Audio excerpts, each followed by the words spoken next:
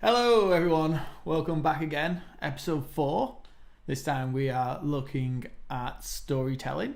Exciting week, lots of things to get through, lots of things to do. As always, I am joined by my two fabulous co-hosts, friends and colleagues who are helping me put this together. I think we'll go over to Ian first. How's it going today, Ian?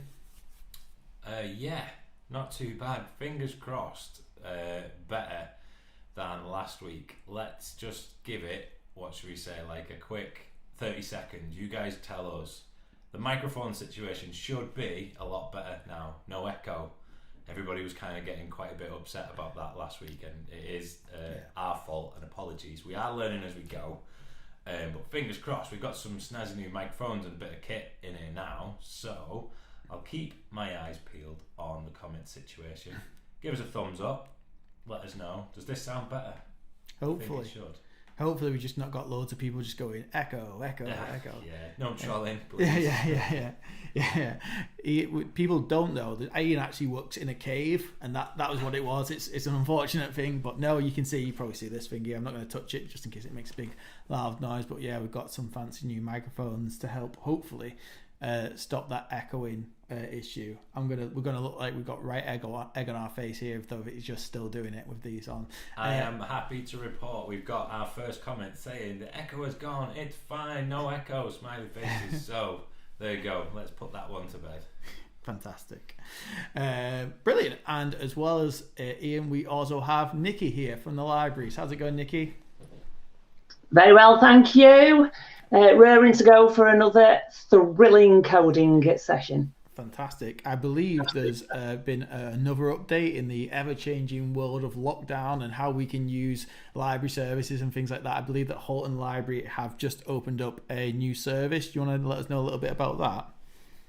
Yeah, absolutely. For all those people out there who are desperate to get their hands on more library books, we have a new click and collect service where you can contact the library, tell us a little bit about the books that you like, and we will choose up to 6 books for you, which you can collect from Halton Library in Runcorn. Hopefully we will roll this out for wit to witness at some point soon, but you can give us a ring, or you can email us, or you can interact with us on social media. So if you like, say, thrillers, we will choose you a selection of thrillers or whatever you like. And we're getting some really good feedback, so people do seem to like our choices.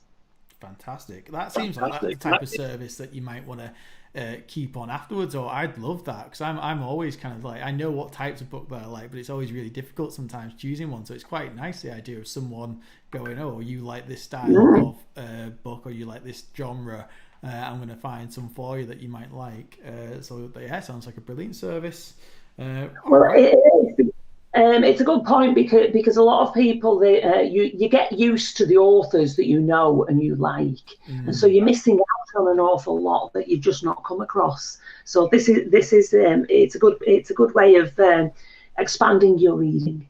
Fantastic. All right. Well, as Nikki was saying, you can email, you can call them, you can ask them on social media, anywhere. So you do a quick Google for Halton Libraries, I'm sure you'll come up with a million different ways of being able to get in contact with them and ask them about that. But yeah, good to keep our well-being and everything up in this current time. Definitely, let's have a look at some more books. So what we're going to do today is we're going to be focusing on storytelling and how we can use that in our game design. So I'm going to use a couple of different things that we've not done so far today to make a slightly different style of game. We're actually going to make a platformer today. I know a lot of people have been looking at how they can make a platformer like Sonic or like Mario, but we're actually going to use extensions. We spotted in quite a few of the submissions that people have been experimenting with extensions and stuff, so I thought it'd be quite nice to use them on this stream so people understand what they are, how to use them, what they can bring to your games and things like that. So we're going to use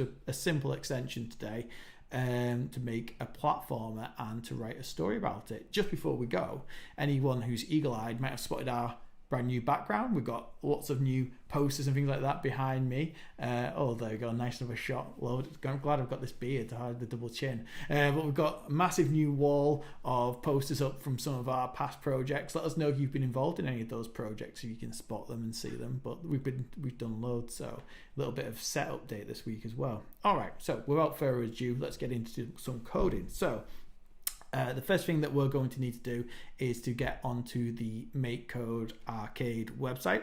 That is this URL up here at the top and on the screen as well. Thank you very much, Ian. So www.arcade.makecode.com. And once we are on there, we are going to create a new game. And so to do that, as always, we click this big orange button to make a new game, new project. And we're just going to give it a name, and again, as always, we can change this throughout our game and when we export it, things like that. So I think I'm just going to call mine Story, but you can name yours whatever you want that you've got an idea. And then we're going to click on the create button.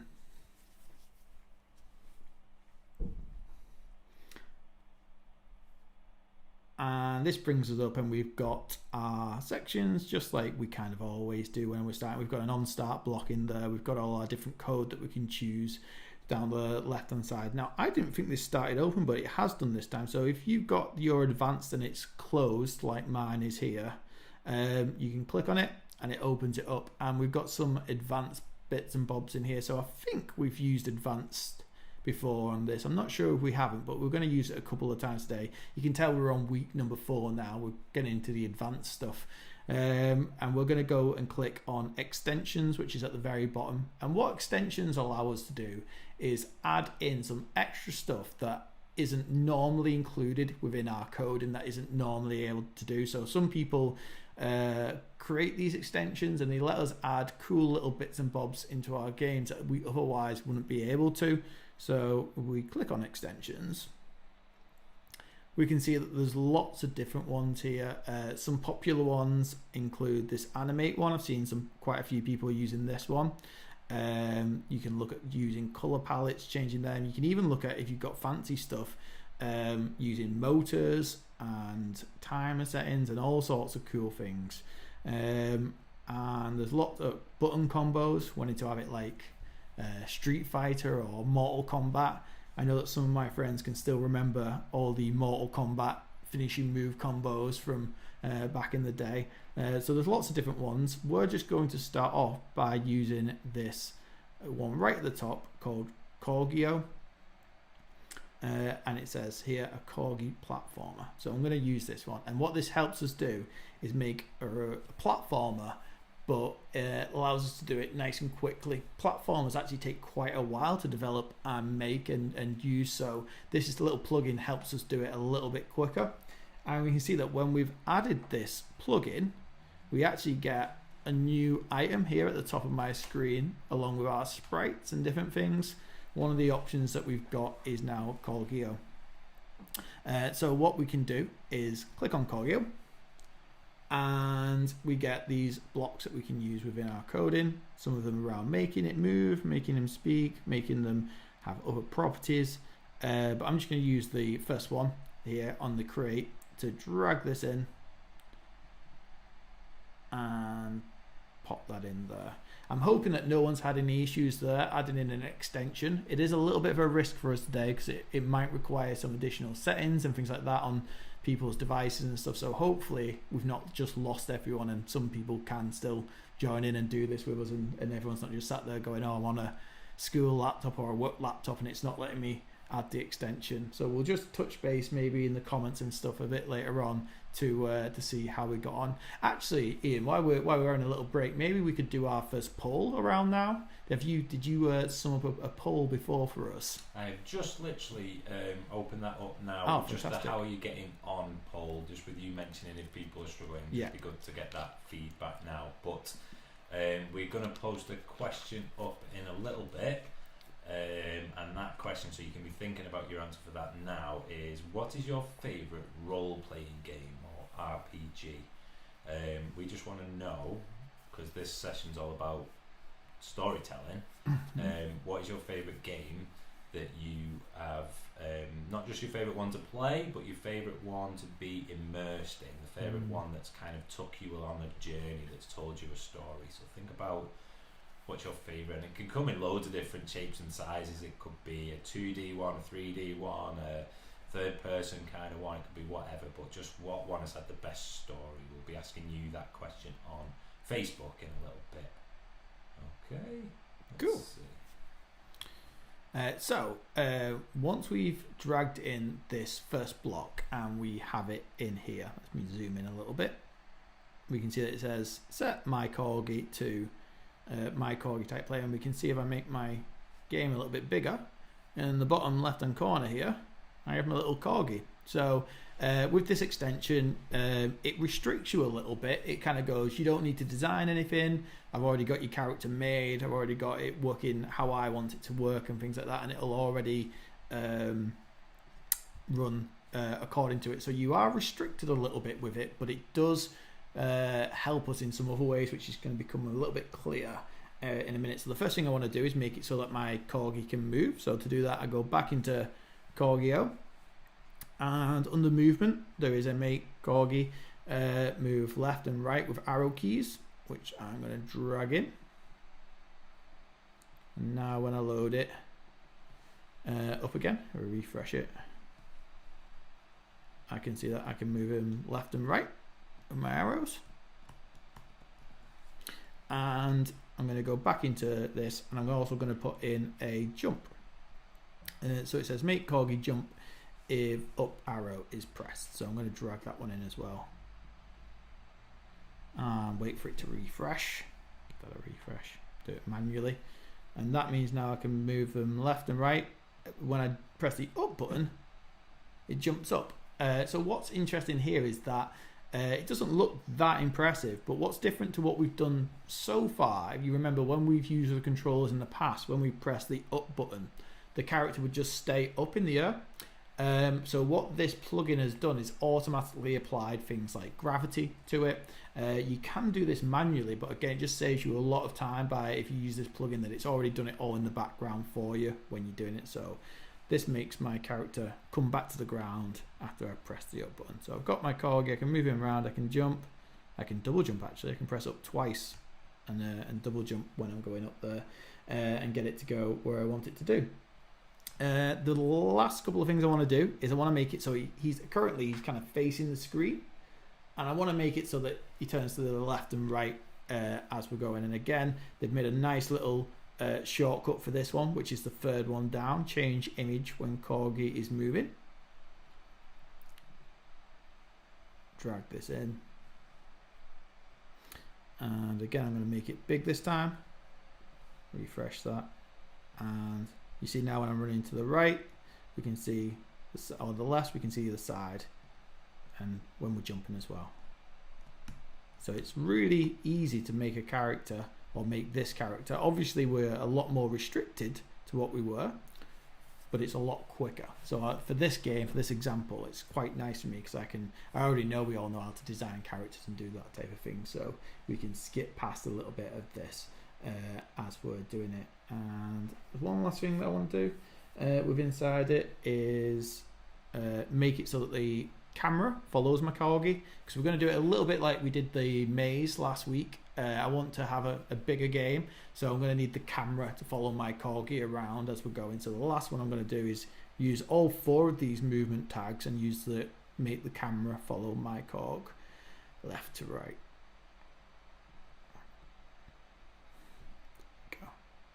Fantastic, and that's it. So we won't be able to see it too much on the page at the moment because we've not made our level or anything like that yet. But that'll just mean that the camera will follow our Corgi around as and when we are getting through there. So what we're going to do now is look at creating the title map for our game. So last week we used a title map for making a maze style game, so one that was looking like almost bird's eye view down at our game. But we can also use the title map style when we are making a platformer game as well. So that's what I'm going to do. So I'm going to do that. What we do is go into scene,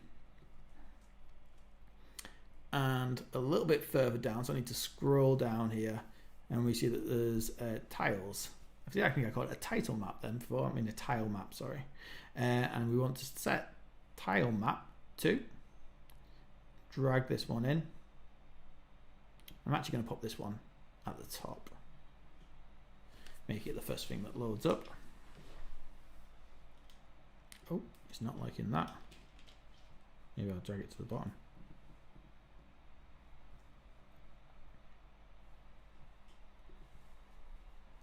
Let me just go back into that. Let's give it a refresh. It's not liking my set tile map for some reason. Why don't you like that? I'll give my game a quick refresh. Maybe it's because I've not got anything in it at the moment. It should be working fine. I'll try drawing my map in there and see if that works. It seems to be liking it a bit better now. Not sure why it was doing that. If yours says that it doesn't like your title map, or tile map even, just maybe give it a quick refresh. Oh no, it's still not liking it. I'm going to draw my my tile map in there and see if it likes it a little bit more once I've got it set up and I've got it how I want it to be in there and things like that. So let's have a go at drawing it. So what I'm going to do is draw in here a platformer game, but to do that I don't want it to be a kind of square that's filling the whole screen. What I want it to be is a long style game, so it's kind of scrolling from left to right. So what I'm going to do to fix that is I'm going to change the length of it here, and I want my X to be longer than my Y, so I'm going to change this to 20, I think. Yeah, so let's make my X long, so I'm going to go 20, and then if I move over to the next one, we can see it's made it a little bit wider, and I'm going to change this from 16 to 8.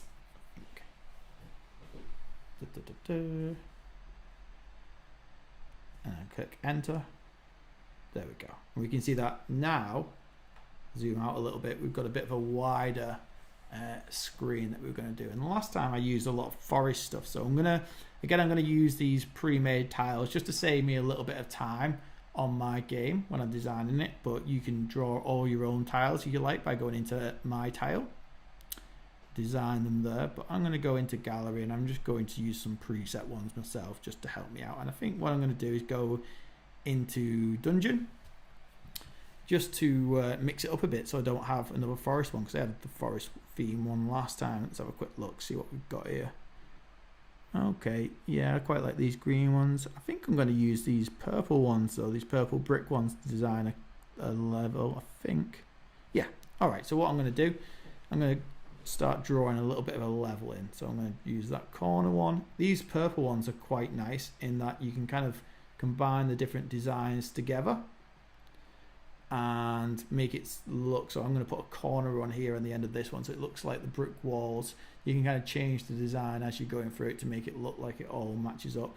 And I think what I'm going to do is have a little jump in the middle that I've got to try and get over. So let's add a little platform for me to get onto.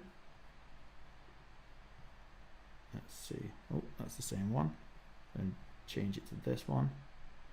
I'll tell you what, Ian, now might be a nice time while I'm just designing my level. Have we had any questions or anything like that come through, or any shout outs or anything? Yeah, so there's a few things to fill you in on. I quickly asked what's your favourite roles playing game, accidentally on purposely spelt wrong. R-O-L-L. Different kind of role, but anyway. Role-playing game, and some of the responses have been Minecraft. That's I didn't even think about that one, but obviously there's a massive story mode on Minecraft. Mario, yeah, believe it or not, just a simple side-scrolling 2D one, or even the 3D ones. They're all kind of have stories attached to them. Princess Peach and all that, yeah. Yoshi and Isabelle. New to me, but there you go, from the Mario world. Dragon Raja, just I have no idea what that is, but sounds cool. Final Fantasy, yeah, there you go, all of them, they would fall under that category. Yeah, do you know what? Final Fantasy is my ultimate, I'm ashamed to have never have played game, because I know it's been around for absolutely ages and it's got such a kind of cult following, but just one of those games that I just never played, and there's that many of them now that I feel like I'm the type of person that likes to try and complete from the first game, and it just feels like too big of a task now to try and go back. big thing about them was that they were all really, really long. Yeah. There's that many of them now, yeah. Other answers have been Batman. All the latest Batman, yeah, they've like epic sprawling stories, haven't they? So some fantastic answers there. Well done, guys. Just, Sean, just something that I don't know whether you can pick up on, but some people, let's just have a look at these questions real quick. Somebody's saying it looks like your character's stopping at a certain point, but that's, I think, hopefully because the camera's following along with it, and it looks like it's stopped, but it's not because there was a black background, maybe. Yeah, possibly. I think once we get this, once this title map goes in, that might solve that problem for the person. Yeah, I think it's difficult sometimes to know when your character's stopping and things like that when we've not got the title map and stuff in like that. I probably should have, to be honest with you, I should have probably done the added the camera movement in after we designed our title map. If anyone's wondering what I'm drawing here, it's meant to be a red ball. I'm designing an endpoint for mine, but my I'm not on the screen, so thankfully Ian's saving my shame from. Not now. Oh yeah, everyone's like, what is he trying to draw there? It's a little red ball I'm trying to draw badly. I don't know whether you can help on this one or whether it's okay. But Jessica's asking, Corgi is at the top of the screen instead of the bottom. How do they change that? That is strange. Corgi should just drop to the bottom of your screen automatically. What I would just double check with is that you have all the other options in and things like that. You've not kind of put a title map in already. That is strange though.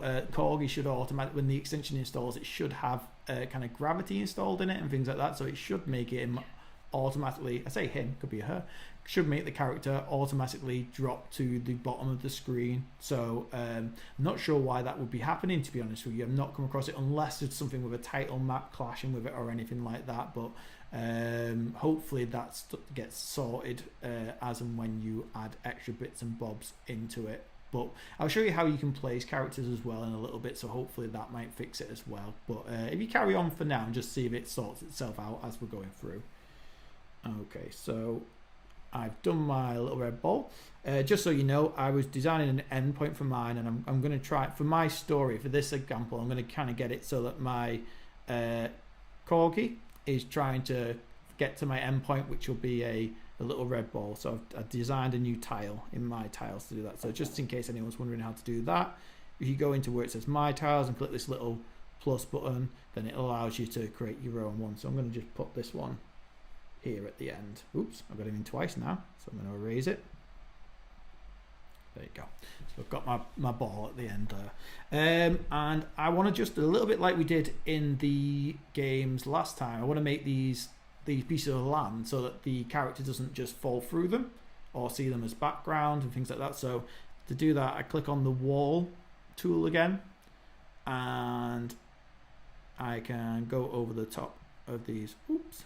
Oh, I've still got erase selected. Go on pencil. There we go. And I kind of color them in red. And as you can see, as I'm coloring them in red, they go a darker kind of reddier color. This was a good question that got asked the stream last time. Somebody had accidentally put a wall in. Let's say I put a wall in here where I don't have any, where I don't want there to be a wall. So I put 4 blocks of wall in there, and somebody was really confused because they were asking how to delete the wall. Now you can delete the wall, but you need to make sure that this button here is pressed when you're doing it. So if I press erase when I've got this selected, I can erase the wall. But if I pressed erase and I didn't have this selected, let's say I had this tile selected and I was pressing erase on these, it wouldn't let me erase it. So it is a little bit tricky that, but if you're wanting to erase the wall, what you just need to make sure you have is this section selected. So you need to tell it that you're trying to erase the wall rather than the design underneath it. So it was a great question. I should have covered it last week, but I forgot to. So if anyone's come across that, that's how you do it. And I'm just going to do the rest of my design here. Lovely. And I've got my wall now in place, and it's ready to go. So let's press done on this. Let's just double check that I can do it. Let's see if that likes my title map now. tile map. I keep calling it a title map. I'm going to drag it to the top again.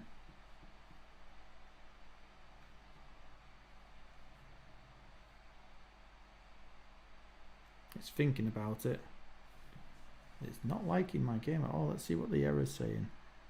Can't find my tiles. Did you mean tiles? Very strange.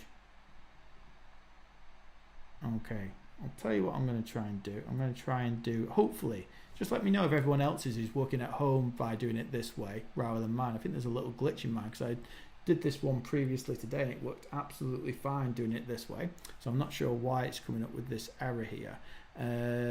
I'll tell you what, why don't we go back over to Ian for a second while I just do a bit of a Blue Peter and have one that load one up that I made earlier to make sure that it works. And please do let us know if you're having any problems with this at home, because I don't know why that issue would be happening.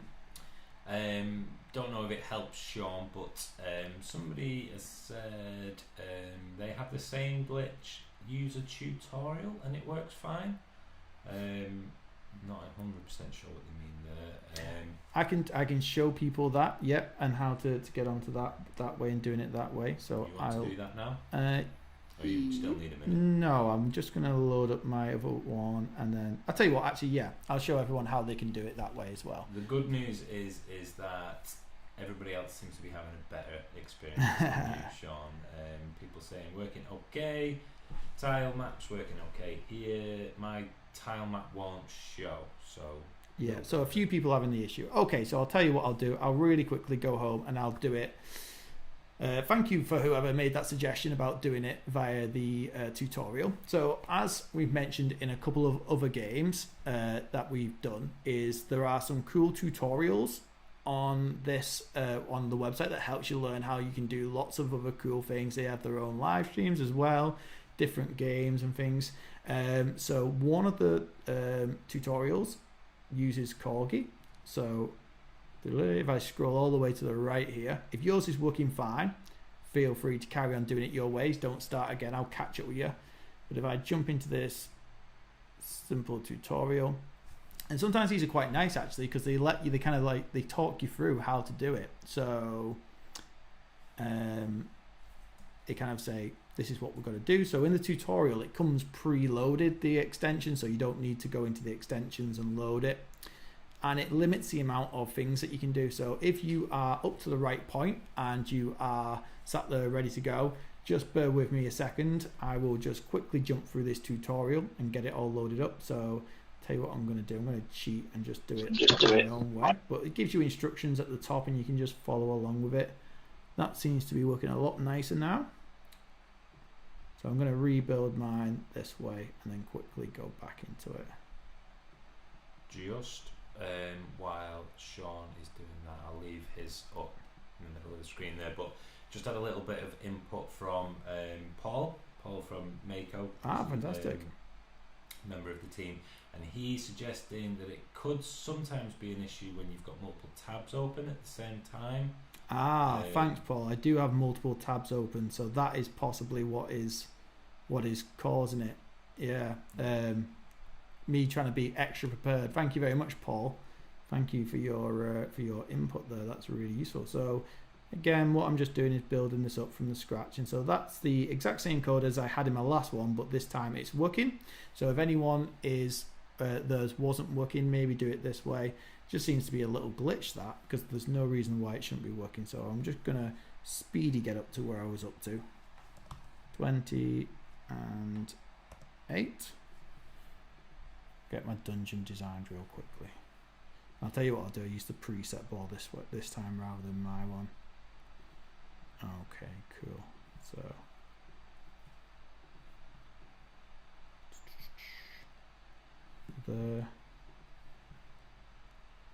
what type of games? Okay, that's a good question. I guess maybe we can ask people what type of platform are they making, what type of levels they're making. Do they have a story for theirs? I'm going to try and get mine so that my character gets to an endpoint and collects a ball. Maybe you could think of something else that your character could collect or get to at the end to be able to do it. So almost back to where I was. Let's make myself a little jump in the middle so I can get on over that gap. Fantastic.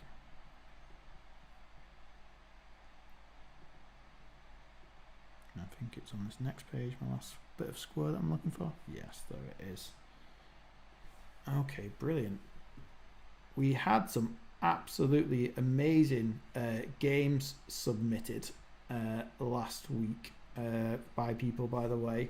I absolutely loved playing through them. We're actually going to use a bit of information from one of them that was submitted, because I'm sure that a lot of you might want to know how to do it in terms of getting data added into our games as we're playing them.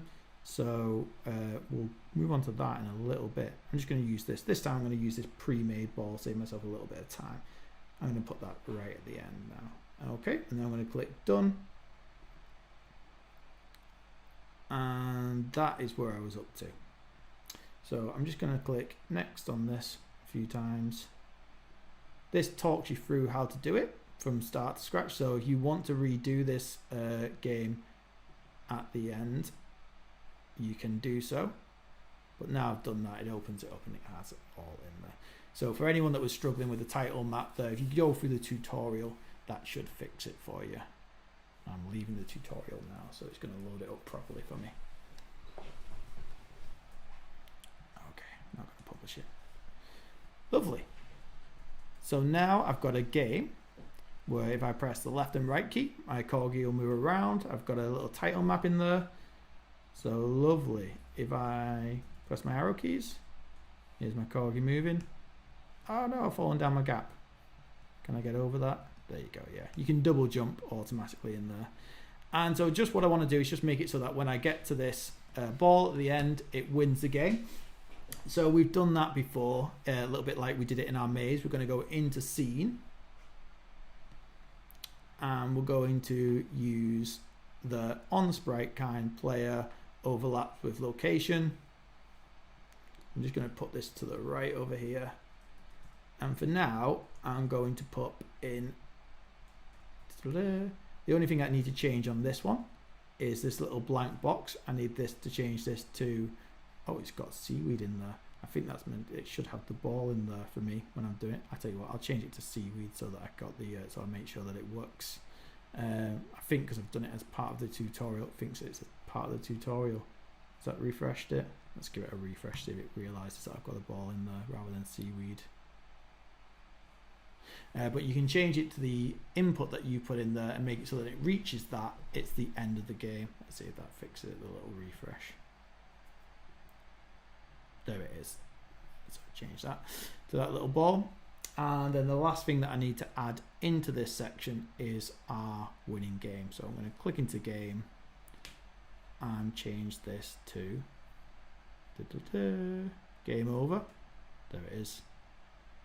And I'm just going to change that to a win.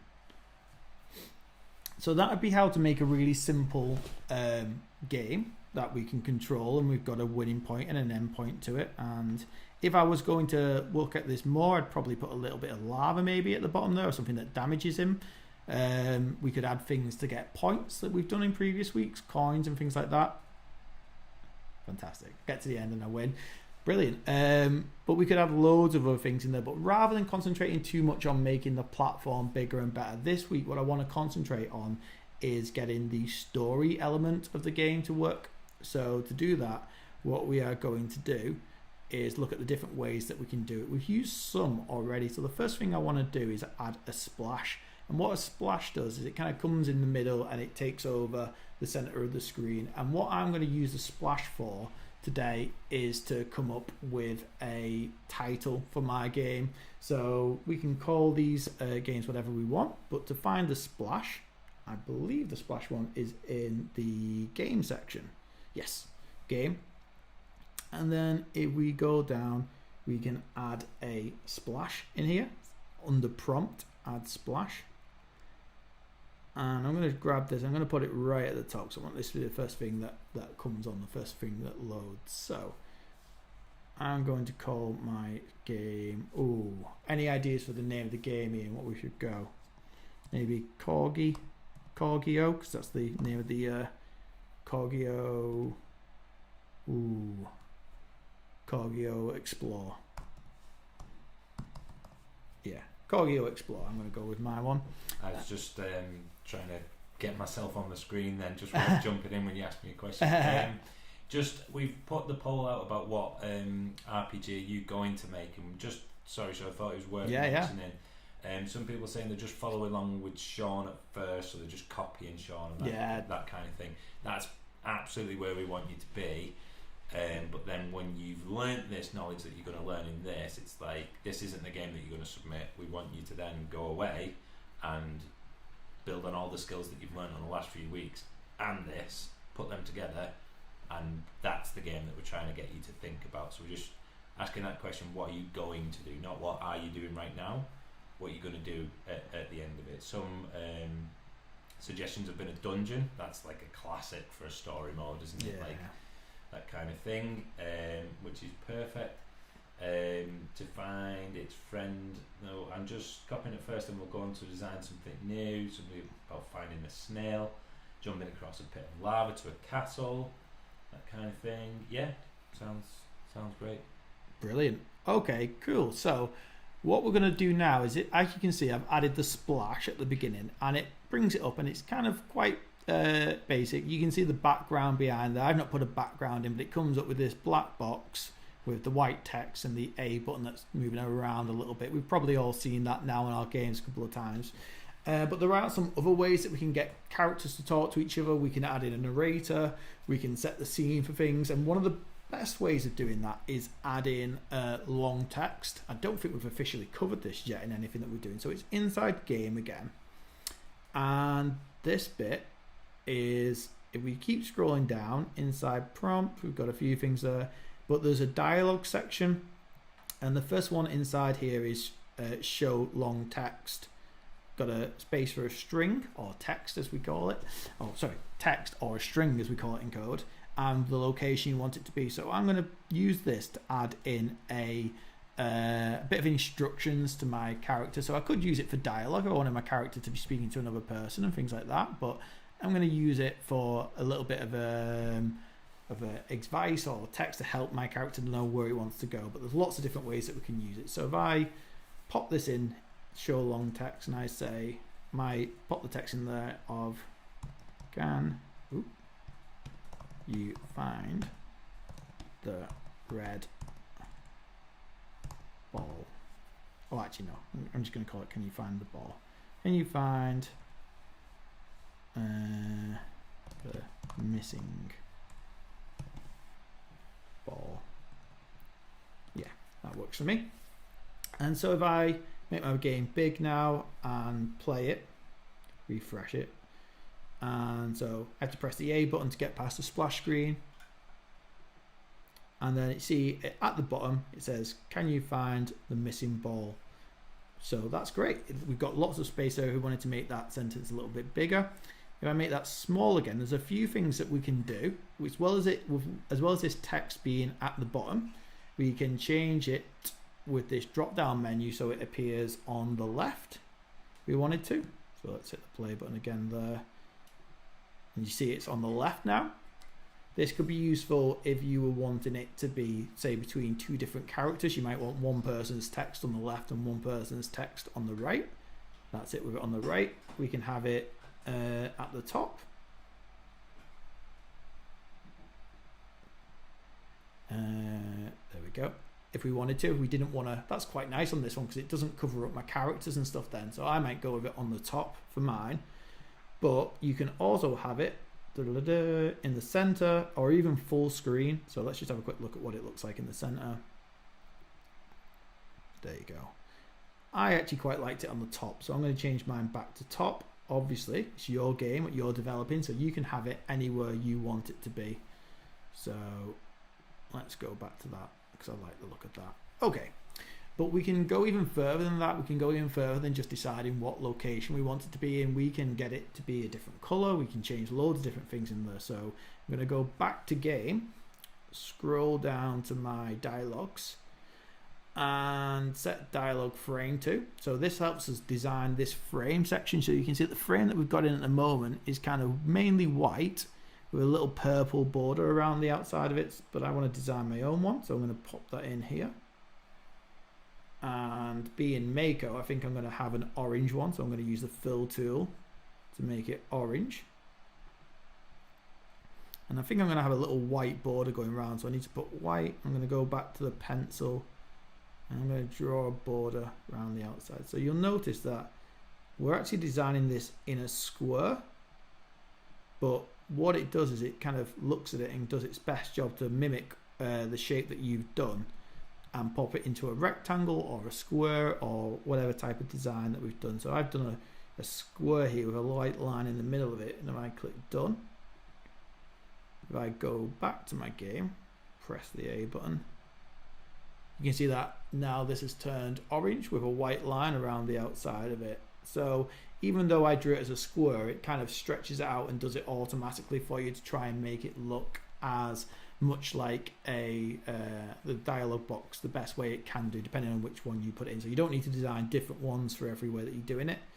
We can also change the prompt button, the little A. So the A is not very on brand now for us, so I'm going to go down. That green doesn't go with that orange, I don't think. So we can go back into game and change the dialog cursor.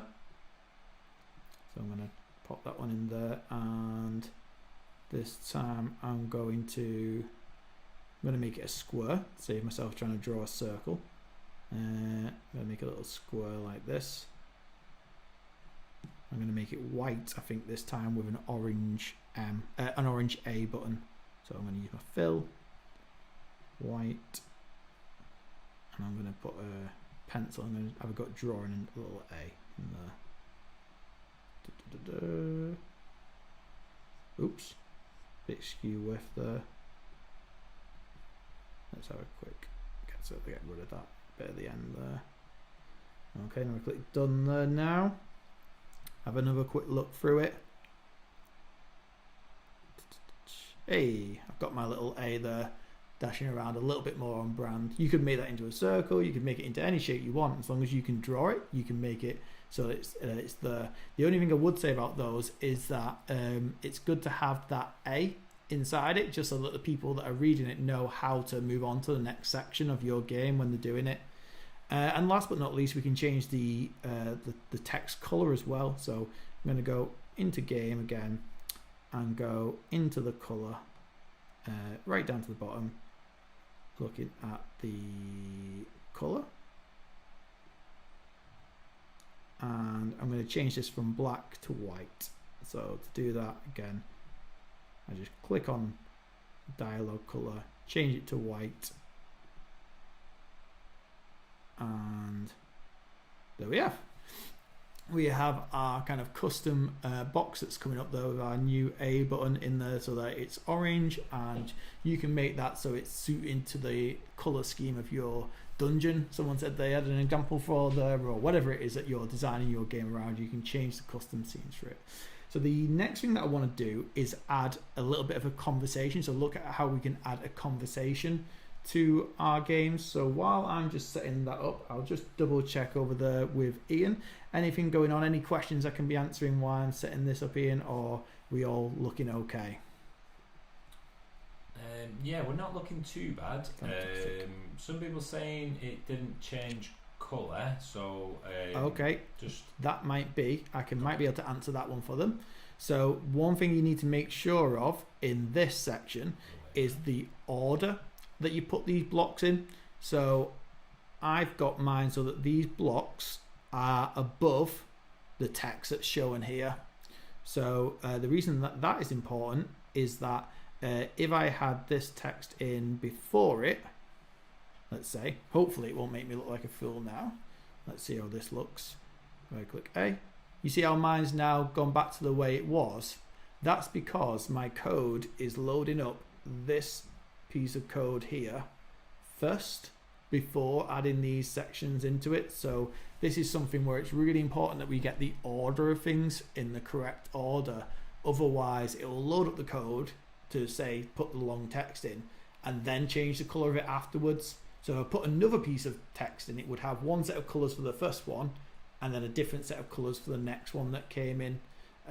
So It's probably an issue with your build, although you've got it so that it's not changing color when you're doing it. That's a dead easy mistake to make, or an easy thing to fix as well. It's just about making sure that you've got the changes of color and things like that before the long text comes in there. Okay, so what I'm going to do is I'm going to add a little friend for our Corgi. So to do that, just like we've done in previous weeks, I'm going to go into sprites, and I'm going to go into set my sprite, and I'm going to pop that, where would I pop it? Maybe just above the Corgi. Yeah, so just after the title map. And I'm going to have the change of name from my sprite. I'm going to make this one a little cat. So I'm going to rename to cat, because in my game cats and dogs are friends. Don't know if people have got cats and dogs at home, things like that. You can let me know with their friends at home. And I'm going to cheat a little bit again today in the thing of time, in the hope of time to not design loads of things. And I'm going to cheat a little bit because I know there's already a cat in here in the gallery, so I'm going to drag down, find a little cat. Let's see, there's one. Fantastic. So I'm going to use this cat as my example one here. Brilliant. And I'm just going to click on done. Now the cat will automatically load. Let's have a quick look at our game. Kind of just in the middle of our screen here. But what I want it to happen is for the cat to load on a specific point. I actually want him to load so he's just above the wall. So to find out what point I want him to be at, I'm going to go back to my title map. And when I move my mouse around, you might be able to see as I'm doing it in the, oh, actually Ian, could you move my little square so that I'm somewhere else? Because I'm over the top of the bit that I'm showing about. Thank you very much. So you can see that as I'm moving my mouse around where I was, this number's changing. You'll be able to see it clearer on your screen, but there's a little number that will be changing as you move your mouse around the title map. And this is your X and Y coordinate of where your mouse is at that time. I want my cat to appear just here, relatively close to the beginning. And I can see that my X and Y for this one is 5, 6. So it is 5 across and 6 down. So I'm just going to click done in here. Go, and now this time I'm going to go to my scene because I need to place my cat. Oh, actually the one last thing I need to do is I don't want my cat to be a player. I want him to be a cat. So I'm going to change this from player. I'm going to add in a new kind, just call it cat. So I've got cat, and I'm going to place him.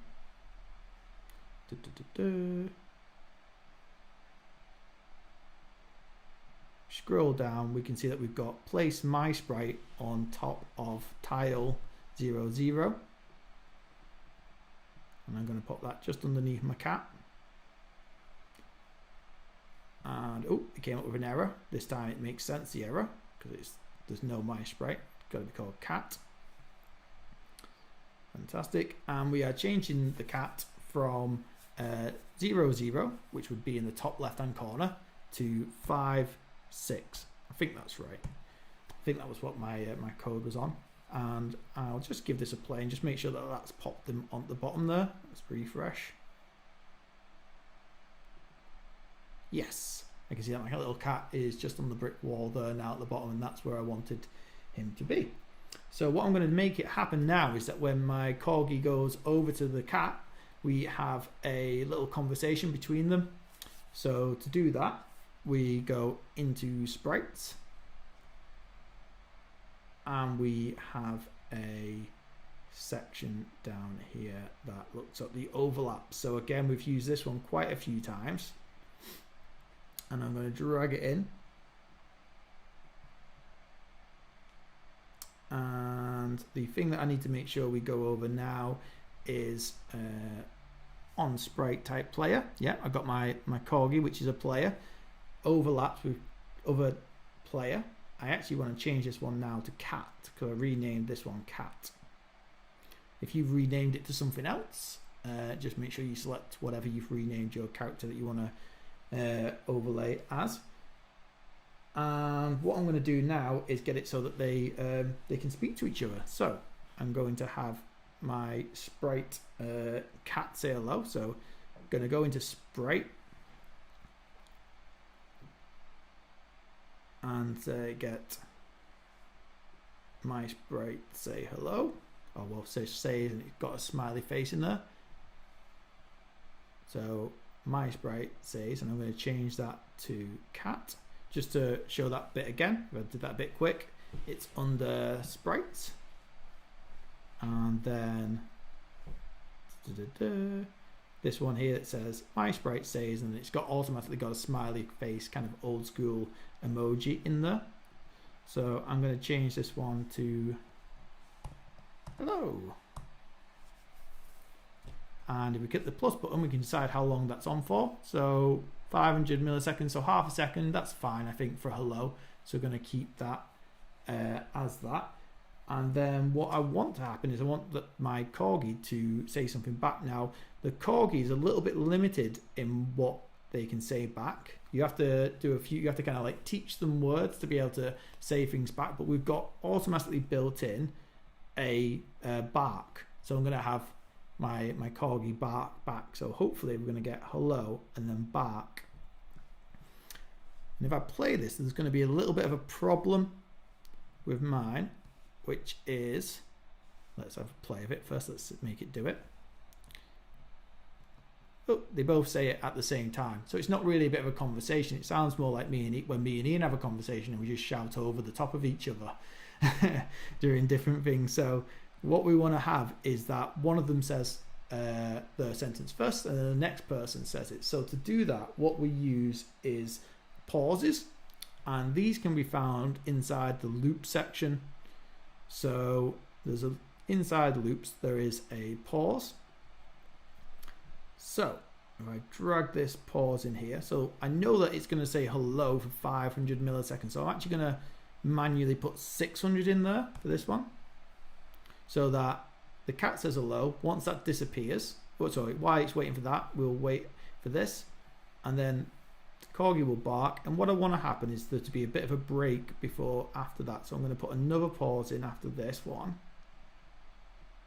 And I'm actually going to make this one I'm going to make it 5 seconds. So if I go back over the top of it, it doesn't just keep saying hello and bark each time. So if I hit the play button now, can I find my missing red ball? There we go. So it's more of and it won't do it again for another 5 seconds. So hello, there you go. 5 seconds, and then it kicks back in again and it's able to say it. Cool. So there's one last thing that I want to show us how to do, and it was a really cool little thing that we saw in one of the people's things that people had submitted to this, is how to make our story interactive. And to do that, we can get the person that's playing the game to input some information and then use that information throughout our game. I guess just before I go on to that section, I'll just check in with Ian and just double check to see if there's any questions or anything like that that would be good for me to answer at this point. I don't think so. Good stuff.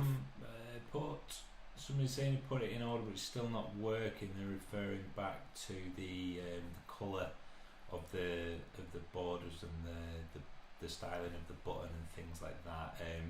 And I've just asked the question a few times about how's everybody getting on, because it does feel like a slightly more advanced workshop to the other three that we've gone on, and we have got a slightly higher percentage of people that have said that they are struggling. Okay. Not a lot, but just a few. So I guess number one thing, well, two things, is that you saw that Sean struggled a little bit during his.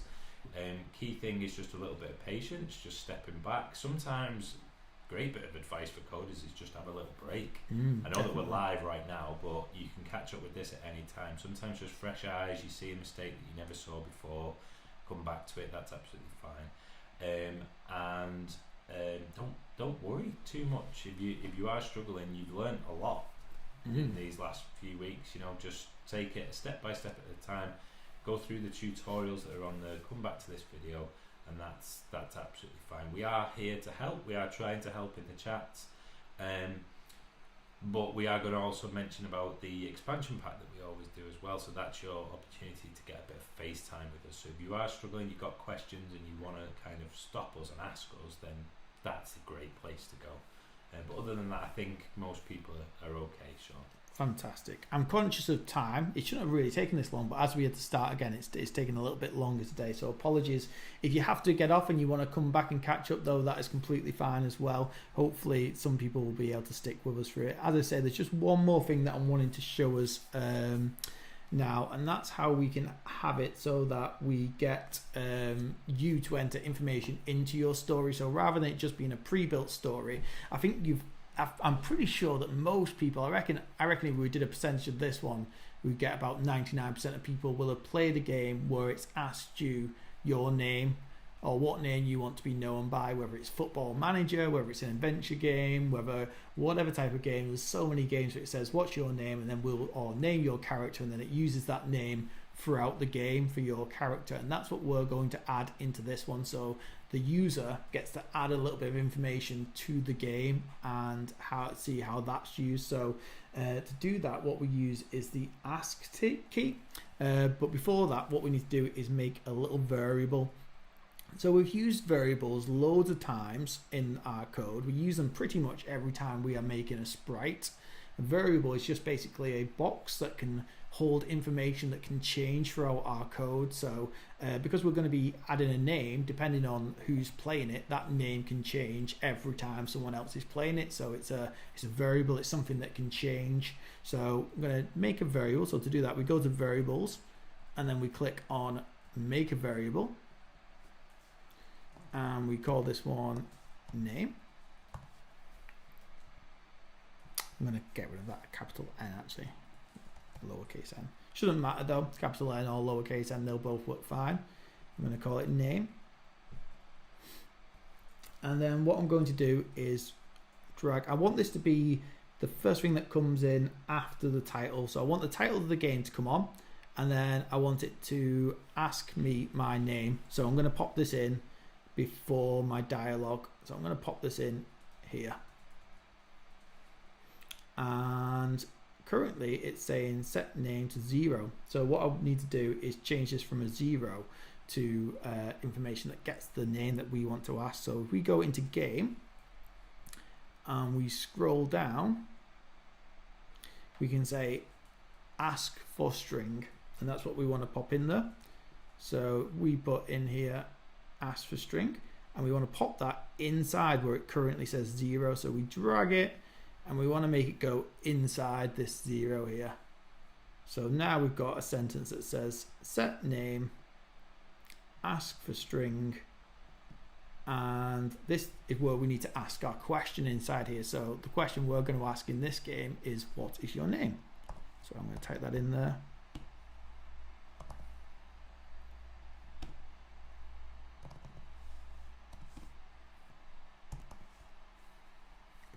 No need for the capital N there. Question mark. What is your name? Okay.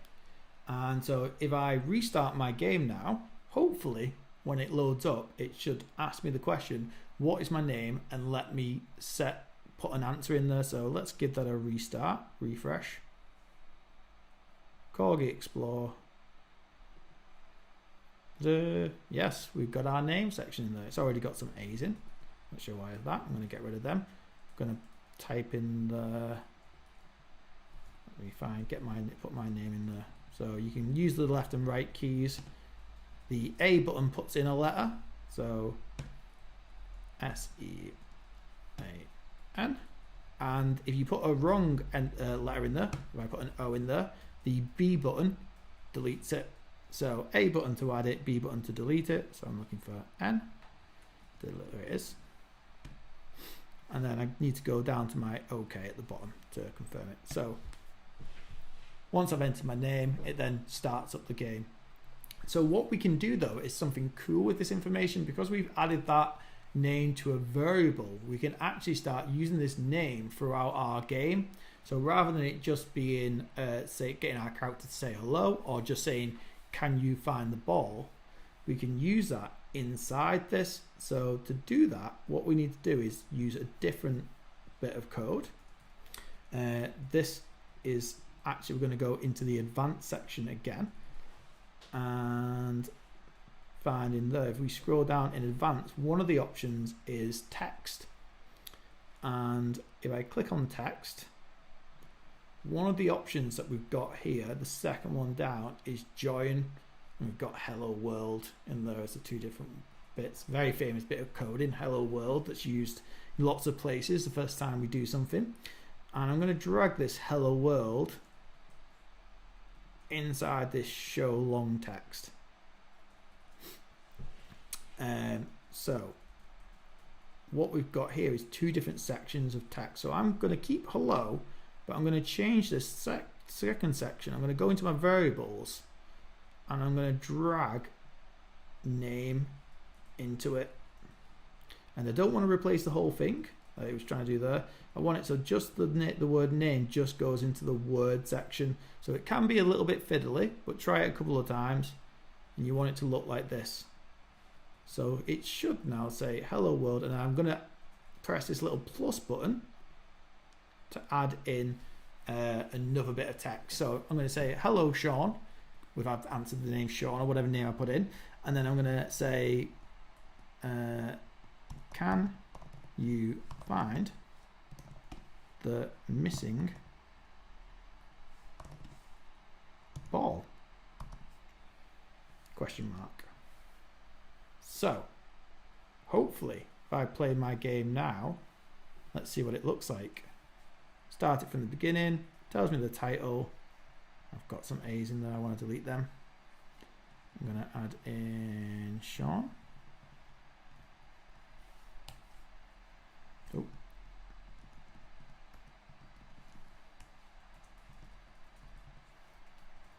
Then go down to OK. So it has put in my name. I'll make that big for anyone that can't see it. But can we all see the mistake that I've made? It looks like a password, doesn't it? Or something like that, full of capitals and uncapital letters and things like that. So I can see that my hello is running straight into Sean, and then I've got this can that is running straight into the end of it as well. So what I need to do is go back into my text section, which is down here, and I just want to make sure I pop a space after hello. And actually I don't want a capital letter for can. I'm going to actually replace that with a comma, then a space, then a lowercase c. And I think that should fix my issue. And while I'm here, I'm also going to just do the same bit for over here where it says hello. I'm going to add in another text, join text. And I'm going to do the same thing again. So this time, hopefully my cat will say hello Sean. So again, I can jump into variables, drag in a name, pop that again, making sure it doesn't go over the whole thing, but just goes in the world. There we go. Oh, it's thinking about it. It's a bit tricky. There it is. I'm going to make sure I put my space in there. Okay. Hopefully that might fix it now. That might have everything sorted. So let's give this game a refresh. Corgi Explorer. Type in my name. I always want to go to use my keyboard when that pops up. I think there is an extension that lets you use your keyboard on stuff like that, but that's for another week, I'm sure. So Sean, there we go.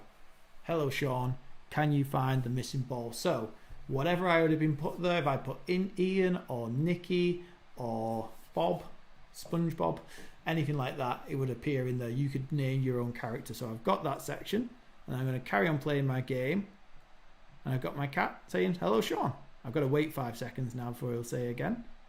I'll go back over. There we go. So we've got that in there. Now that's a little bit longer. I might extend that and make it a little bit longer. But I've got my game. Yay, and I've got to the end of it. So, to recap, as Ian was saying, we've done loads there. Lots of different things. I'll be sure to post my published game online so you can have a look at the code that I've used inside it to get through it. But we've looked at adding splash screens, we've looked at adding dialog boxes, changing the font color, adding a special dialog cursor, adding in your own text and using that as a variable within inside the text, and also making a conversation, so using the characters to say different things to each other and using pauses so that they make a stop between each one. So for the competition this week, what we want to ask people to do is, if you want to use the Corgi extension for your game and you want to be able to use this and submit a game that has a cool story like this, you are more than welcome to. But as Ian said, if you want to submit another one which is a maze that has a cool story going around it, you can do that. If you wanted to make a kind of Space Invader Galaga underwater shoot 'em up that has a cool story to it, that we're happy for you to do that. Or even if we're going back right to week 1 and we want to make a game which is all about collecting things but there's a cool story behind that, you can do that. You don't have to use this format this week for your games that you submit for the competition. What we're looking for is a game that has a really cool or interesting story and an interesting way of telling that story as you go through it. So feel free to submit it in any kind of way that you've learned over any of the past weeks, or even if you've learned something outside of this classroom or outside this virtual classroom through your own tutorials and things like that. What we're really going to be focusing on is the story. So just in case this is anyone's first week to export the game, what you need to do is to click on the share button at the top of the screen. So it's kind of got the 3 arrows on it at the top of the screen here, and if we click on the share here, we can, mine's just called Simple Extension, so I went through the game maker to be able to do it.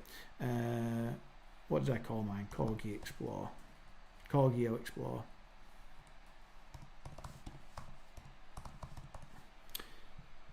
And you can just click Publish Project, and you get this unique URL which will be yours. So if you want to submit a game, as usual, you can go to our website. I'm hoping this is sorted. We gave Jack the task of fixing this and updating our website before, so to see if it's all ready and stuff. So hopefully it's all ready to go. But our website address, for anyone that doesn't know, is www.MakoCreate.co.uk. And if you go to Projects, which is on the top bar, and then once Projects loads, there's a host of all our different projects that we're running. If anyone's interested, you can see some of the other cool stuff that we're running. We're running some stuff during lockdown, but we're also going to be bringing some stuff back that we were running previously, but we're looking at this 5-week computer game design coding one. And inside this page, when it loads up, we've got all the previous weeks. So if you want to catch up on any of the other weeks that we've been doing, you can go back and look at those. So we scroll down a little bit. We've got week 1, which we looked at character design. Week 2, where we looked at enemies and projectiles. Week 3, which was level designs. And here we have week 4. So if you want to watch this stream again, you can actually do it through our website if we want to. But we have loads of different things here. We have the section to buy your expansion pack, but we also have the ability to submit your games. We must just reiterate that when you're submitting the games, you're free to submit them from anywhere around the world, but we will only be picking winners from the UK, so England, Wales, Scotland or Northern Ireland. But to submit your game, all you need to do is click on the submit game here. Must be done before Sunday. We need a couple of days to look through them as we're doing them, and here it goes into here, and you just need to pop in the maker of the game name, so your name or the young person's name, age, postcode, email address. If it's created by a young person under 18, we do need an email address of a parent or guardian or someone who is over 18, and the URL. So for me, that again that I just made, I copied it across, and you just make sure you pop that in there so we can play your game and get through them. So last thing just to mention before going on to that is our expansion pack. They've been really popular. We on Monday mornings at 10 a.m. we do an hour where we do some tuition with young people. It's a relatively small group. We only have a maximum of 15 young people in there, and we build on from what we've learned today. So we continue learning. We'll learn how to, we've got some gems for you this week, so we'll learn how we can use the information that's being put in there for more detail. We can get onto lots of different cool bits and bobs and making our stories and making our projects even bigger and even better than they are. And so to do that, you simply click on the link, which will take you through to a Eventbrite where you can purchase a ticket. Or if you are on Facebook, then you can do so through Facebook as well. So you just select a date in here. The next one is Monday, which I can't remember the date off the top of my head, but reckon that's probably going to be about the 16th as a guess. Monday, 15th, 1 day off, nightmare. Yeah, so also available through Facebook. If you prefer, you can purchase tickets through the event section in Facebook, but either way, nice way of us being able to answer your questions and provide some support to the young people there. You'll get to meet Paul as well there, who's on hand to help me answer questions and do bits and bobs as we're going through it. Brilliant. So I guess we're on to the bit now what everyone's been waiting for. But Ian, just before I move on to looking at the competition, any questions or anything else like that we want to cover just before moving on to this next section? I don't think there's any questions. I think everybody's relatively okay. Everyone's just basically wants to know who's won. Yeah. But just while you get that ready, Sean, I think it's probably just worth mentioning. Last week we said if you've got any behind the scenes footage of you guys taking part in the streams. Sean was famous last week. He made it all the way onto the telly and somebody sent a lovely photo over. This week we've had another lovely picture from Tig, who was, if you can remember, he was the winner of one of the previous weeks. So week 1, I think. Week 1 was it? Yeah. So there he is in all his glory with his prize that we sent out to him, which is the same prize for this week. So without any further ado, cut over to you, Sean. I should go down and make sure I've got the person's name up. The winning game this week was the Indiana Jones Temple Run game. It was smashed it on the Facebook poll that we put up there to do it. Well done to everyone that got on there, though. There was some fantastic games. So just a big shout out to Thomas Aiden, Dean Hansen and Jacob Maiskoff. All fantastic games. Well done for getting to the final, but the winner was the Indiana Jones Temple Run game by Benjamin Hornby. Well done, Benjamin. It was absolutely brilliant. We even used a bit of it today in our game where we used the name calling section at the beginning of it. I've got it up here on my computer so we can have a quick look at it. I'm gonna just quickly type in my name on the control pad, but yeah, an absolutely brilliant designed one. We really enjoyed it, and so did everyone else by the results of the poll that we put out there. Yeah, brilliant. Just while Sean's sorting that out, I guess it's worth mentioning that especially those for you watching on YouTube as well, on that submissions page that Sean's just showed you, what we will do is we'll upload, some people are asking to see Sean's code, to see all of it, and we'll upload Sean's game there, or link to Sean's game, and what you can do is you can play it, but also you can click on the code option where you can kind of peel the lid off it and see all the bits and bobs. So not only have you got the tutorials there that Sean went through, you've also got the ability to take a look at exactly what Sean did. So if you rewind in the video and you want to see it rather than just watching it, you want to actually play around with the code, the link will be on there for you to do that as well. So are we loaded up, Sean? Yeah, we're good to go. Yeah, let's have a quick play of it. So here we go. We can see that we've used the name section at the beginning, and then there we go. I'm heading. I'm trying to get around it. They'd use some really cool functions. We can see the character changes direction. Here, what is Indiana Jones's first name? I don't know. Do you know, Ian? If you can fill for 10 seconds, I'll find out. Doctor Junior Henry Walton Jones. Is that right? Henry. Nikki's just shouted in. Henry. There you go. Henry. Let's have a look. Is that H-E? I see. This is why we've got Nikki on the line. Henry. Let's. Why? Why? I'm looking for Y. Where's Y? There it is. Bottom line. Let's see what happens when we enter this. Oh no, I must have maybe I've not got it right. But it was a great game anyway. I'm gonna stop doing that now. But fantastic game. I got the first one that I went to last time was what was he named after, and I got that one right because it was a dog. I remember that one from the film. But fantastic. Maybe it was because I didn't put a capital letter in for the Henry. Maybe that was what speed it up. But well done, brilliant game. Everyone loved it. On the Nikki, speaking of going back to Nikki, how did you get on today? How did you have any fun with your game that you created? Oh,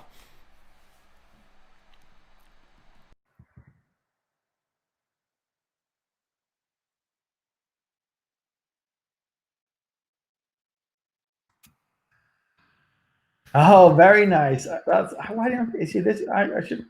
That's a great idea, Cross.